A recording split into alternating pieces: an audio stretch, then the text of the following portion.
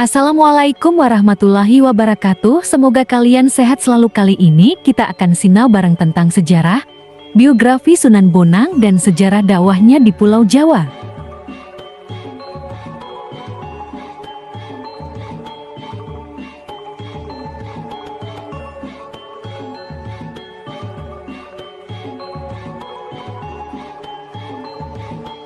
Sunan Bonang merupakan salah satu tokoh dari Wali Songo yang populer akan metode dakwahnya saat menyebarkan agama Islam di Pulau Jawa. Ia menggunakan pendekatan budaya.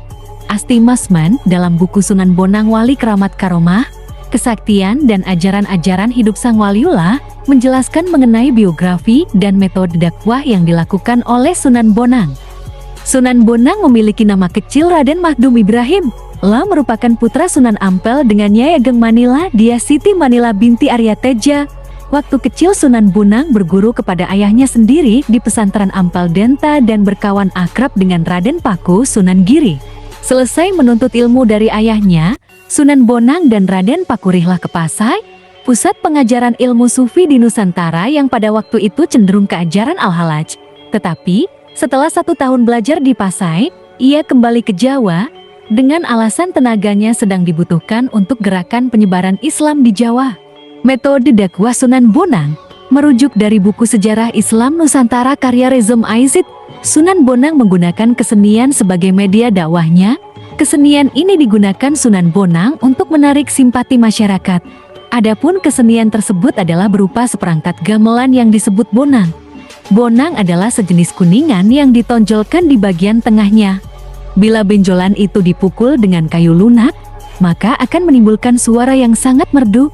Terlebih lagi, bila yang memukul atau menabuhnya adalah Sunan Bonang, pasti suara musiknya sangat merdu. Ia adalah seorang wali yang mempunyai cita rasa seni yang tinggi, sehingga apabila membunyikan bonang pengaruhnya sangat hebat bagi pendengarnya. Besar kemungkinan, karena alat kesenian yang dipakai inilah yang kemudian ia dijuluki Sunan Bonang. Ternyata, media dakwah yang digunakan Sunan Bonang ini cukup mujarab. Terbukti, ia berhasil menarik simpati rakyat sehingga mereka pun dengan mudah menerima Islam. Selain itu, tembang-tembang yang diajarkan Sunan Bonang juga merupakan tembang yang berisikan ajaran agama Islam. Dengan cara ini masyarakat mempelajari agama Islam dengan senang hati, bukan dengan paksaan.